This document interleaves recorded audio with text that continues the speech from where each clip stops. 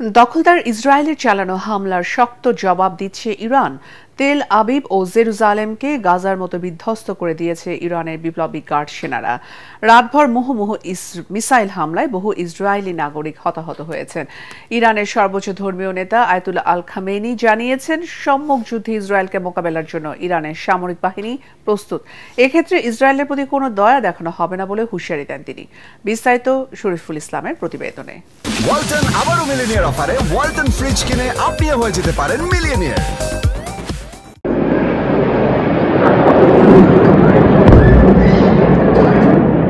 ইসরায়েলের হামলার জবাবে শুক্রবার রাতে মোট ৩ ধাপে তেল আবিব ও জেরুজালেমে হামলা চালায় ইরান।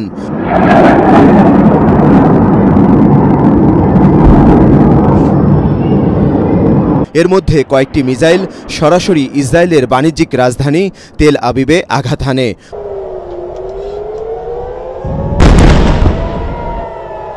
প্রথম ২ দফার হামলায় অন্তত ৪১ জন আহত হন। তৃতীয় দফার আক্রমণে আহত হয় অর্ধশতাধিক।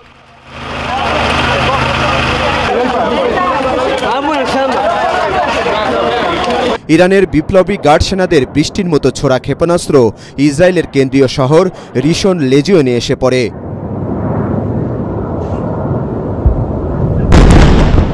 এতে ধ্বংসস্তূপে পরিণত হয় সেখানকার বড় বড় ভবন।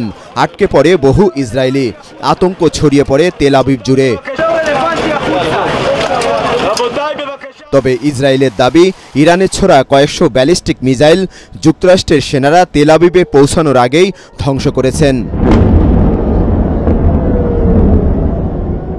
ইসরায়েলে ইরানের রাতভর হামলার পর সকালে দেশটির রাজধানী তেহরানের মেহরাবাদ বিমানবন্দরে হামলা চালায় দখলদার ইসরায়েল। সেখানে কয়েকটি মিসাইল আঘাত আনে তারা।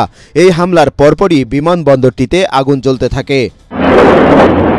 এদিকে ইরানের সর্বোচ্চ ধর্মীয় নেতা আয়াতুল্লাহ আলী খামেনি জানিয়েছেন, সম্মুখ যুদ্ধে ইসরায়েলকে মোকাবেলার জন্য প্রস্তুত ইরানের সামরিক বাহিনী। ইসরায়েলের প্রতি কোনো দয়া দেখানো হবে না বলেও সতর্ক করেন তিনি। ইরানে হামলা করে ইহুদি শাসক গোষ্ঠী একটি বড় ভুল, গুরুতর অপরাধ এবং চরম বেপরোয়া আচরণ করেছে। আল্লাহর কসম, এই হামলার ফলাফল হবে গুরুতর এবং ইহুদিরা ধ্বংস হয়ে যাবে। তবে ইরানের পরমাণু প্রকল্পকে পুরোপুরি ধ্বংস করতেই হামলা করা হয়েছে বলে জানিয়েছেন জাতিসংঘে নিযুক্ত ইসরায়েলের রাষ্ট্রদূত। আগামী ৪ থেকে ৫ দিনের মধ্যে সেই লক্ষ্য পূরণের হুমকিও দেন তিনি। আমরা ইরানের সাথে পুরোপুরি যুদ্ধের মধ্যে আছি। আমাদের যুদ্ধ ইরানের শাসক গোষ্ঠীর সঙ্গে, জনগণের সাথে নয়। আমাদের লক্ষ্য একটাই, ইরানকে পরমাণু অস্ত্র থেকে বিরত রাখা। ইরানে ইসরায়েলের আক্রমণের নিন্দা জানিয়েছে চীন।